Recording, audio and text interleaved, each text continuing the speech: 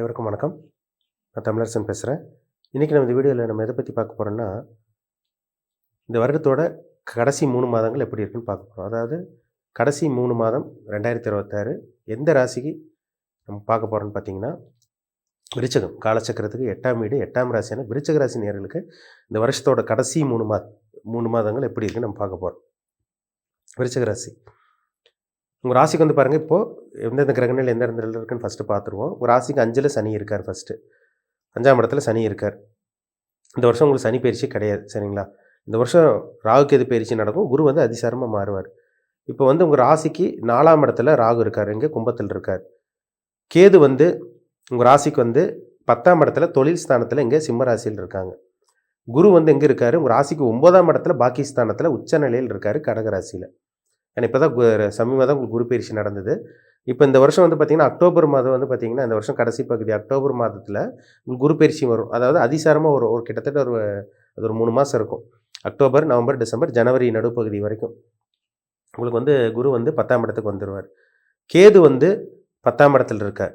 அந்த கேது வந்து பார்த்திங்கன்னா உங்களுக்கு 9ஆம் இடத்துல பாகிஸ்தானத்துக்கு கடகராசிக்கு போயிடுவார்.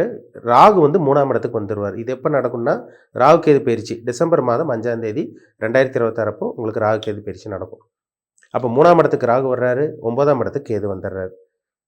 குரு வந்து 10ஆம் இடத்துக்கு வந்துடுவார் அக்டோபர் மாதம் நடுப்பகுதியில் குரு வந்து 10ஆம் இடத்துக்கு வந்துடுவார் உங்களுக்கு. இது ஒரு சிறப்பான ஒரு அமைப்பு தாங்க உங்களுக்கு, சரிங்களா? ஏன்னா குரு உங்களுக்கு 9ல் இருக்கிறதும் நல்லது தான், 10ஆம் இடத்துக்கு வர்றதும் நல்லது தான். ஏன்னா உங்கள் ராசிக்கு 2ஆம் அதிபதி அவர் தான், 5ஆம் அதிபதி அவர் தான். இப்போ ராசிக்கு வந்து 5ல் சனி இருக்கிறதுனால வந்து பார்த்திங்கன்னா விருச்சக ராசிக்காரங்க கொஞ்சம் குழப்பத்தில் இருப்பீங்க. ஏன்னா 5ஆம் இடங்கிறது மைண்டை குறிக்கிற இடம், மனசை குறிக்கிற இடம், நம்மளோட எண்ணங்களை குறிக்கிற இடம், சிந்தனை குறிக்கிற இடம். நம்ம என்ன யோசிக்கிறோம், என்ன சிந்தனை பண்ணுறோம், என்ன நினைக்கிறோம், நம்ம மனசு எப்படி இருக்கும், இதெல்லாமே 5ஆம் இடத்தை வச்சு சொல்கிறோம்.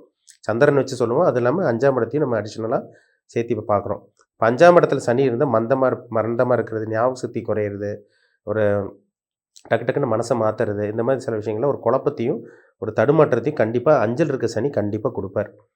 ஏன்னா பொதுவாகவே விருச்சக ராசிக்காரங்க கொஞ்சம் குழப்பத்தில் ஒரு ஸ்டெடி மைண்டாக இருக்க மாட்டாங்க, கொஞ்சம் குழப்பத்தில் இருப்பாங்க. இப்போ 5ஆம் இடத்துல வந்து பார்த்திங்கன்னா சனி இருக்கிறதும் சில குழப்பத்தை கண்டிப்பாக கொடுக்கும், சரிங்களா? அதில் ஒன்றுமே சந்தேகமே கிடையாது. ஆனால் இப்போ வந்து பார்த்திங்கன்னா குரு வந்து உங்கள் ராசிக்கு 9ஆம் இடத்துலேருந்து உங்கள் ராசிக்கு வந்து 9ஆம் இடத்துலேருந்து உங்கள் ஜென்ம ராசியை பார்த்துட்டு இருக்கார். இது ஒரு சாதகமான அமைப்பு தான். 2ஆம் அதிபதி உச்சம். அப்போ சம்பாதிக்கிறதுக்கு உண்டான அந்த அமைப்பு, ஒரு தொழிலில் ஒரு சக்ஸஸ் பார்க்கக்கூடிய அமைப்பு, அதேமாதிரி வந்து பார்த்திங்கன்னா குடும்ப வாழ்க்கையை ஏற்படுத்தக்கூடிய அமைப்பு, இதெல்லாமே உங்களுக்கு தேடி வரும். நிறைய பேர் விருச்சக ராசிக்காரங்களுக்கு பாருங்கள், சம்பாதிக்காமல் கஷ்டப்பட்டுட்டு அப்படியே ஓடிட்டே இருப்பீங்க. இந்த வருஷம் வந்து பார்த்திங்கன்னா ஒரு சில மாற்றங்கள் கண்டிப்பாக கொடுக்கும். ஒரு சில பேர் கொடுத்துருச்சுன்னே சொல்லலாம். ஏன்னா குரு பயிற்சியிலேருந்தே ஒரு சில பேர் தொழிலை டெவலப் பண்ணிட்டீங்க, அப்படியே பிக்கப் ஆயிடுச்சுன்னு சொல்கிறவங்களாம் நிறைய பேர் இருக்காங்க. அதே தான் அவங்கவுங்க ஜாதகத்தில் நல்ல தசாபுத்தி நடக்கிறவங்க தப்பிச்சுக்கிறாங்க. கெட்ட கிரகத்தோட தசாபுத்தி நடக்கிறவங்க தான் இங்கே லாக்கில் போய் மாட்டிக்கிறாங்க. ஏன்னா உங்களுக்கு 2ஆம் அதிபதி 5ஆம் அதிபதி உச்சம் நல்லாயிருக்கு. இப்போ 10ஆம் இடத்துக்கு போகிறார். இது ஒரு மாற்றத்தை கண்டிப்பாக கொடுக்குங்க. ஒன்றா பழைய தொழில் விட்டு புதுசாக தொழில் ஆரம்பிக்கிறது. ஏன்னா 10ல் குரு இருந்தால் பதவி பறி போகுங்க. பதவி பறி போகுன்னா இருக்கிற வேலையை விட்டு யாரும் வந்து வீட்டில் வேலையோ தொழிலோ விட்டு வீட்டில் இருக்க போகிறது கிடையாது. இது வந்து 10ஆம் இடத்துல குரு இருக்கிறனால ஒரு வேலையை விட்டுட்டு இன்னொரு வேலை தேடி போகிறது, இல்லை தொழிலை விட்டுட்டு இன்னொரு தொழில் ஆரம்பிக்கிறது, இல்லை இன்னும் 2-3 பிரான்ச் ஆரம்பிக்கிறது, இன்னொரு பிரான்ச் ஸ்டார்ட் பண்ணுறது, இதுக்கெல்லாமே ஒரு சக்ஸஸான ஒரு சாதகமான காலம்தான் இந்த 10ஆம் இடத்துல இருக்க குரு கண்டிப்பாக கொடுக்கும். அப்போ தொழில் பறி போகிறதுங்கன்னா இருக்கிறத விட்டுட்டு புதுசாக நல்ல ஒரு இது அப்படிங்கிற மாதிரி தான் நம்ம எடுத்துக்க முடியும், சரிங்களா? இப்போ வந்து சுமாரான ஒரு வேலைக்கு போயிட்டு இருந்திருப்பீங்க.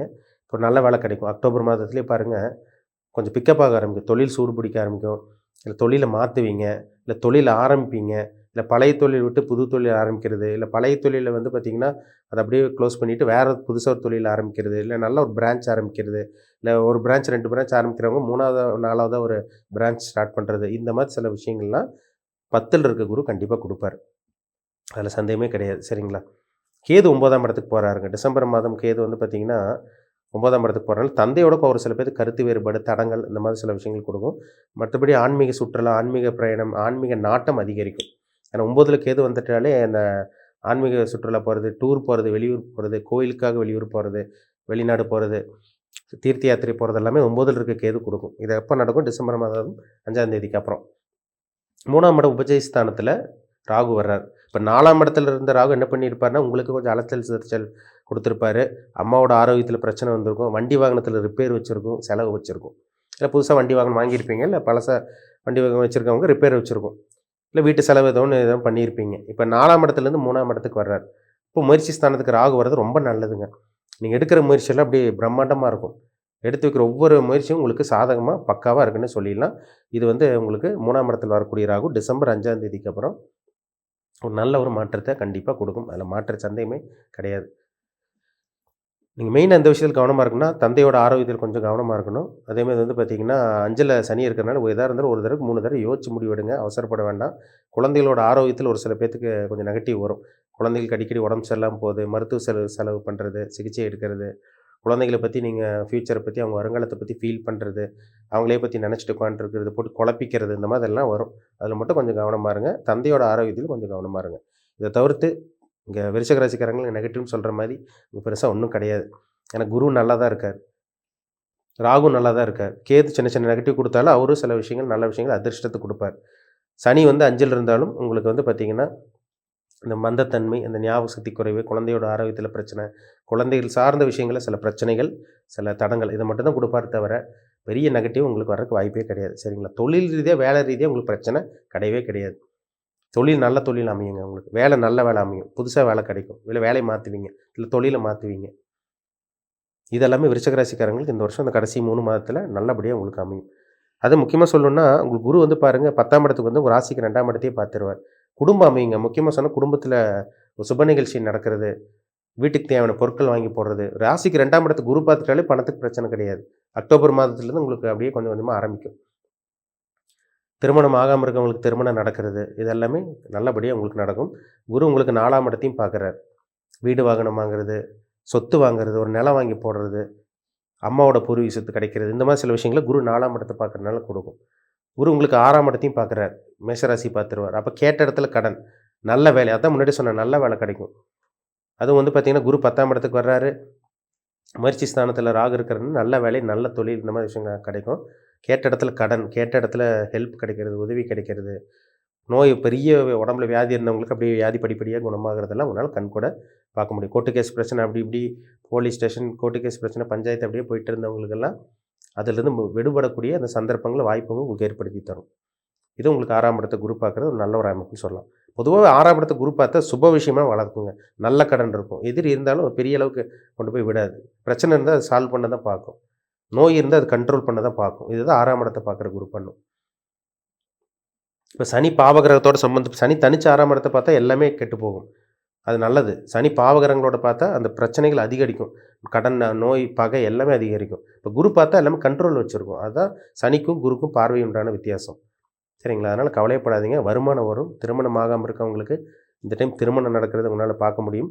வரன் தேடி வரும். வாழ்க்கை துணை யாருன்னு தெரிய வரும். ஏன்னா கல்யாணம் பற்றி உங்கள் அப்பா அம்மா கவலைப்பட்டுட்டு இருந்திருப்பாங்க. அது வந்து இந்த டைமில் உங்களுக்கு அது சொல்யூஷன், நல்ல ஒரு தீர்வாக உங்களுக்கு இருக்க போகுது. நான் வரன் தேடிட்டு இருக்கவங்க நல்ல வரன் அமையும். திருமணமே ஆகாமல் இருக்கவங்க இந்த வருஷம் உங்களுக்கு திருமணம் நடந்துடும். இல்லை நிச்சயமாக பண்ணிடுவீங்க. நிச்சயம் பண்ணி ஜனவரியில் கல்யாணம் பண்ணுற மாதிரி வரும். இது நிறைய விருச்சிக ராசிக்காரங்களுக்கு உங்களுக்கு அமைய போகுது. சரிங்களா? அதனால் சந்தேகமே கிடையாது. நல்ல விஷயமா உங்களுக்கு அமையும். கெட்ட விஷயங்கள் அங்கே சின்ன சின்ன நெகட்டிவ் உங்களுக்கு இருக்கிறதுக்கு, அதாவது இந்த 5ல் சனி இருக்கிறது சின்ன சின்ன தொந்தரவு கொடுத்தாலும், 9ல் இருக்க கேது வந்து பார்த்திங்கன்னா சின்ன சின்ன தந்தை விஷயங்களில் கொஞ்சம் தொந்தரவு கொடுத்தாலும், 5ல் இருக்க சனி குழந்தைகள் விஷயத்தில் தொந்தரவு கொடுக்குதே தவிர வேறு எந்த விஷயத்திலும் உங்களுக்கு தொந்தரவு கொடுக்கவே கொடுக்காது. சரிங்களா? நீங்கள் வேலைக்கு போகிறீங்களா, தொழில் பண்ணுறீங்களா, அதை ஃபோக்கஸ் பண்ணிட்டு போங்க. கண்டிப்பாக உங்கள் வாழ்க்கையில் வெற்றி தான் பார்ப்பீங்க. தோல்வியே கிடையாது உங்களுக்கு. விருச்சிக ராசி கோச்சார கிரக நிலை சாதகமாக இருக்குது. நீங்கள் என்ன நட்சத்திரத்தில் பிறந்திருக்கீங்கன்னு பாருங்கள் ஃபஸ்ட்டு. ஏன்னா விருச்சிக ராசிக்காரங்க 3 நட்சத்திரத்தில் இருப்பீங்க. அதாவது வந்து பார்த்திங்கன்னா விசாக நட்சத்திரம், அப்புறம் வந்து பார்த்திங்கன்னா கேட்டை நட்சத்திரம், அனுஷ நட்சத்திரம். இந்த 3 நட்சத்திரத்தில், அதாவது விசாகம், அனுஷம், கேட்டை, இந்த 3 நட்சத்திரத்தில் தான் பிறந்திருப்பீங்க. உங்களுக்கு வந்து என்ன தசாபுத்தி போகுது, உங்கள் வயசு என்ன, இப்போ உங்கள் பிளானட் எப்படி இம்பேக்ட் பண்ணிகிட்டு இருக்கு, உங்களுக்கு சாதகமாக போயிட்டுருக்கா, பாதகமாக போயிட்டுருக்கா, உங்களுக்கு நல்லது பண்ணிகிட்டு இருக்கா, கெட்டது பண்ணிகிட்டு இருக்கா, அது பாருங்கள், ரொம்ப முக்கியம். இப்போ கோச்சார கிரக நிலை வந்து உங்களுக்கு சாதகமாக இருக்குது. உங்களோட பிறப்பு ஜாதகத்தில் உங்கள் ராசிநாதன் செவ்வாய் எப்படி இருக்கார், உங்கள் லக்னாதிபதி எப்படி இருக்கார், உங்கள் வயசு என்ன தசாபுத்தி போயிட்டுருக்கு, அந்த தசையை நடத்தக்கூடிய கிரகம், புத்தியை நடத்தக்கூடிய கிரகம் உங்களுக்கு சாதகமாக இருக்கா, பாதகமாக இருக்கா. ஏன்னா வந்து பார்த்திங்கன்னா ஒரு மனுஷனை வந்து ஆட்டி படைக்கிறதே வந்து பார்த்திங்கன்னா நவகிரகங்கள். அந்த நவகிரகங்கள் வந்து பார்த்திங்கன்னா உங்களுக்கு 6ஆம் அதிபதி, 8ஆம் அதிபதி தசாபுத்தி, அந்த கிரகத்தோட, அந்த வீட்டோட அதிபதியோட தசாபுத்தி நடக்கிறவங்க தான் நிலைமை படுமோசமாக இருக்கும். ஒரு மனுஷனுக்கு 6ஆம் அதிபதி தசாபுத்தி நடக்குது, அல்லது 8ஆம் அதிபதி தசாபுத்தி நடக்குது, வாழ்க்கை போராட்டமாக போயிருங்க, வாழ்க்கை நரகமாக போகும். அப்படி படாத பட்டுருவாங்க. அப்படி ஏன்னா 6ஆம் அதிபதி தசாபுத்தி நடந்தால் கடன் நடக்கும், கடன் வரும், பகை வரும், போட்டி, எதிர்ப்பு, உடம்புல பிரச்சனை, கடன், நோய், எதிர்ப்பு, பகை எல்லாமே வரும். அவர் பாவகிரகத்தோடு சேர்ந்தா. சுபகிரகத்தோடு சேர்ந்தா நல்ல நண்பர்கள் உங்களுக்கு அமைவாங்க, அடுத்தவங்களோட பணம் உங்களுக்கு வரும், நல்ல கடன் அமையும், புதுசாக ஒருத்தரோட பழக்க வழக்கங்கள் ஏற்படும், அவங்க மூலம் உதவி கிடைக்கும், நல்ல விஷயமா மாறும். இது 8ஆம் அதிபதி தசாபுத்தி பாவகிரகங்களோட சம்மந்தப்பட்டால் விபத்து நடக்கும், அறுவை சிகிச்சை நடக்கும், கோர்ட்டு கேஸ் பிரச்சனை, போலீஸ் ஸ்டேஷன் பிரச்சனை, எதை தொட்டாலும் தடங்கள் தான், எதை தொட்டாலும் தோல்வி தான், எங்கே போனாலும் பிரச்சனை, யாரை பார்த்தாலும் பிரச்சனை, எல்லாமே அசிங்கமான தலங்குஞ்சு நிற்கிறது. 8ஆம் அதிபதி தசாபுத்தி பாவிகளோட பாவகிரகங்களோட சம்மந்தப்பட்டால் வரும். சுபகிரகங்களோட சம்மந்தப்பட்டால் விபரீத ராஜயோகமாக அடிக்கும், அவங்களுக்கு ஜாக்பாட் அடிக்கும். நடு ரோட்டில் இருக்கிற பிளாட்ஃபார்ம் நின்னவன் பெரிய ஆளாக மாறுவான், வாழ்க்கையை தலைகீழாக மாற்றும். இது 8ஆம் அதிபதி சுபகிரகத்தோட சம்மந்தப்பட்டால், அவ்வளோதான் இங்கே வித்தியாசம். பாவகிரகத்தோட சம்மந்தப்பட்ட கெடுதல், சுபகிரகங்களோட சம்மந்தப்பட்ட அப்படியே தலைகீழ அப்படியே மாறிடும், நல்லதாக மாறிடும் அப்படி. அதனால் அதுக்கு தான் சொல்கிறது, அவங்கவுங்க பிறப்பு ஜாதத்தை பார்த்து என்ன நட்சத்திரத்தில் பிறந்திருக்காங்க, பாதம் என்ன, வயசு என்ன, வயசு ரொம்ப முக்கியம். எல்லாத்துக்கும் ஒரே மாதிரி நடந்துடாது, அவங்கவுங்க தகுந்த மாதிரி தான், கர்மாவுக்கு தகுந்த மாதிரி தான் வாங்கிட்டு வந்த வரம். நல்லது பண்ணியிருக்காங்களா, கெட்டது பண்ணியிருக்காங்களா, அதுதான் அந்த கர்மா வச்சு சொல்கிறோம். நல்ல கர்மா அனுபவிப்பாங்களா, கெட்ட கர்மா அனுபவிக்கிறாங்களா, போன ஜென்மத்தில் என்ன பண்ணுமோ இந்த பிறவியில் அனுபவிக்கிறோம். அது நல்ல கர்மாவோ கெட்ட கர்மாவோ, அதுக்கு ஜாதகத்தில் நடக்கக்கூடிய தசாபுத்தியும் இந்த கோச்சார கிரகங்களும் மேட்ச் பண்ணி சொல்ல முடியும்.